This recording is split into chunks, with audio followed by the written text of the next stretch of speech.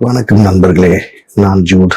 Jio politics news புதிய channel ஒன்று start பண்ணியிருக்கேன். நீங்க ஜியோ பாலிடிக்ஸ் பத்தி தெரிஞ்சுக்கணும்னா இம்மீடியட்டாக இந்த சேனலை சப்ஸ்கிரைப் பண்ணுங்க. அதுல உள்ள பெல் பட்டன் ஐக்கானை கிளிக் பண்ணுங்க. அதுல ஆல்ன்றத கிளிக் பண்ணுங்க. கிளிக் பண்ணீங்கன்னா நான் போடுற வீடியோ அனைத்தும் உங்களுக்கு நோட்டிபிகேஷனாக வரும்.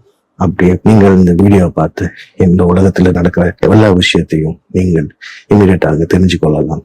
நண்பர்களே, இது ஒரு புதிய சேனலாக இருக்கிறதுனால நண்பர்களே, நம்ம முதல்ல ஒரு கண்ட்ரிலையும் உள்ள ஒரு தலைவர்கள் பத்தியும் அவர்கள் பேர், அந்த கண்ட்ரியோடைய பவர் என்ன, அவங்களுக்கு தரைப்படை, விமானப்படை மற்றும் கடற்படை, இந்த 3 படைகளின் வலிமை என்ன, அதை பத்தி முதல்ல நம்ம இன்ட்ரோடக்ஷனாக பார்ப்போம். நம்ம கண்ட்ரி வைஸ் போறனாங்க நாம் கான்டினென்ட் வைஸாக போகலாம். ஒரு கான்டினென்ட்லயும் சில நாடுகள் இருக்குது. அதில் உள்ள முக்கியமான நாடுகளை பற்றி பார்க்கலாம் மக்களே. நாம் இப்பொழுது முதலில் ஏசியா கான்டினென்ட் பத்தி பார்ப்போம். அதுல ஒரு 48-50 நாடுகள் வரைக்கும் இருக்குது. இப்போ ஏசியா கண்ட்ரியில உள்ள முக்கியமான கண்ட்ரிகளையும் அதில் உள்ள தலைவர்களை பற்றியும் நாம் பார்க்க போகிறோம். அவங்களுடைய படைபலம் பற்றியும் பார்க்க போகிறோம். ஓகே, நம்ம இப்போ வீடியோக்குள் போகலாம்.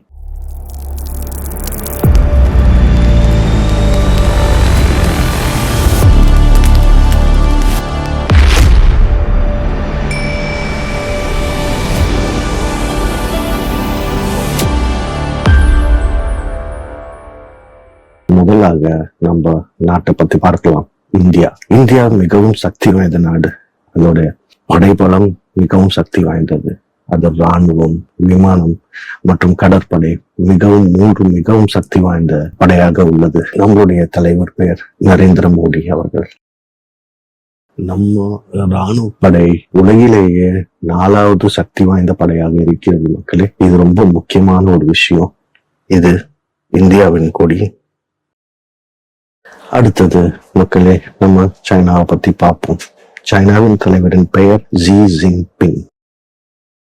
சைனாவுக்கு மிகப்பெரிய ராணுவ படை இருக்கிறது. அதே போல் அவங்களுடைய டெக்னாலஜி மிகவும் நவீனமாக இருக்கிறது. அவங்க சொந்தமாக அவங்க பிளைட்ஸ் தயாரிக்கிறாங்க. அவங்க ஏவுகணை, ட்ரோன்ஸ், ராக்கெட் மற்றும் அனைத்தும் அவர்கள் தயாரிக்கிறார்கள். அதே மாதிரி அவங்களோட படைபலமும் மிகவும் பெரிதாக உள்ளது. உலகிலேயே இது 2வது ஜிடிபியை கொண்ட நாடு. இதுவும் உலகத்திலேயே மிக பலமான நாடாக இருக்கிறது. இதுவும் உலகிலேயே ஒரு சூப்பர் பவரான நாடுதான்.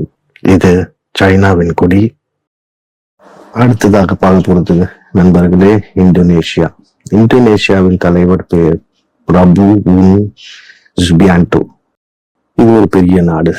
இதோட கடற்படை மிகவும் வலிமையாக உள்ளது. இவர்களுக்கு விமானப்படையும் உண்டு, கடற்படையும் உண்டு நண்பர்களே.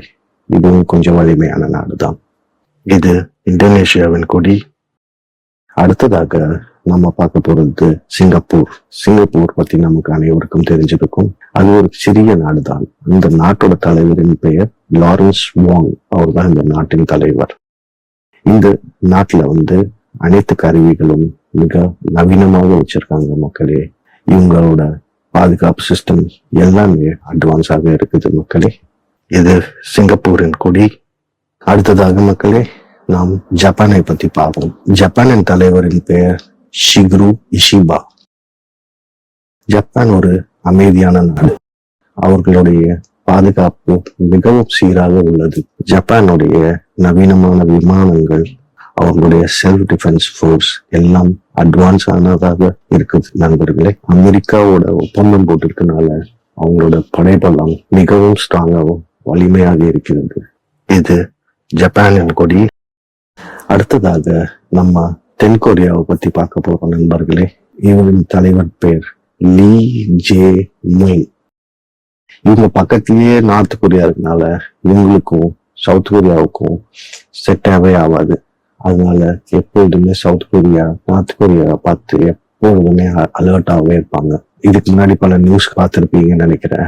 நார்த் கொரியால இருந்து இந்த கழிவுகள் வச்சு நிறைய பலூன்ஸ் எல்லாம் சவுத் கொரியா மேல போட்டுட்டு இருந்தாங்க. அதெல்லாம் பார்க்கும்போது இவங்க ரொம்ப அலர்ட்டாவே இருப்பாங்க. இவங்ககிட்டயும் நவீன ஆயுதங்கள் நிறைய இருக்குது. ஏன்னா இந்த நாடும் அமெரிக்காவோட ஒப்பந்தம் போட்ட நாடு.